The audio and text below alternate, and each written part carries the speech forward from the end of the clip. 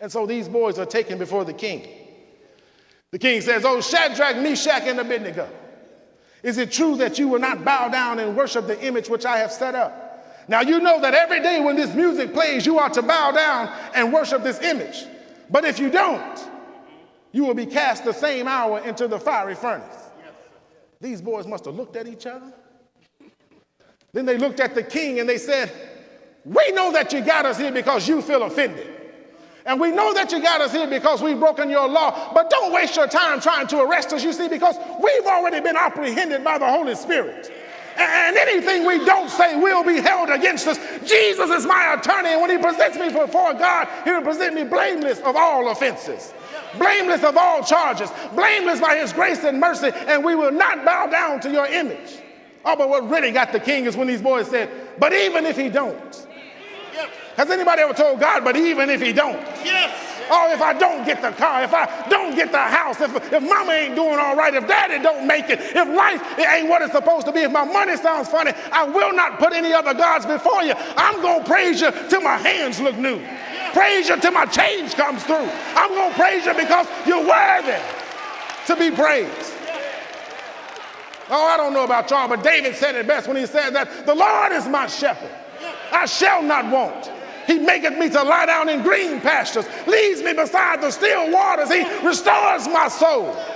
He leads me in the paths of righteousness for his name's sake. Yea, though I walk through the valley of the shadow of death, I will fear no evil, for thou art with me. Paul said, "For we know in whom we have believed, and we're persuaded that he's able."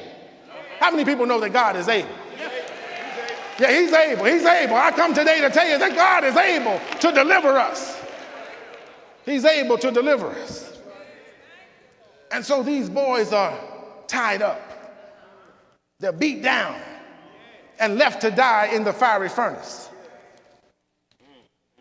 But when the king checked in on them, he said, "Now, isn't it true that we threw 3 boys into the furnace?"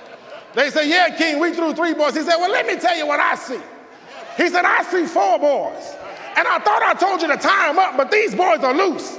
And I thought I told you to beat them down, but they're walking around. I thought I told you to heat it up, but they don't even smell like smoke. And that 4th one, he looks like the son of the living God." Don't you know that when life ties you up, beats you down, leaves you for dead, God can turn you loose, parade you in front of your enemies, let them know that he walks with you and that he talks with you.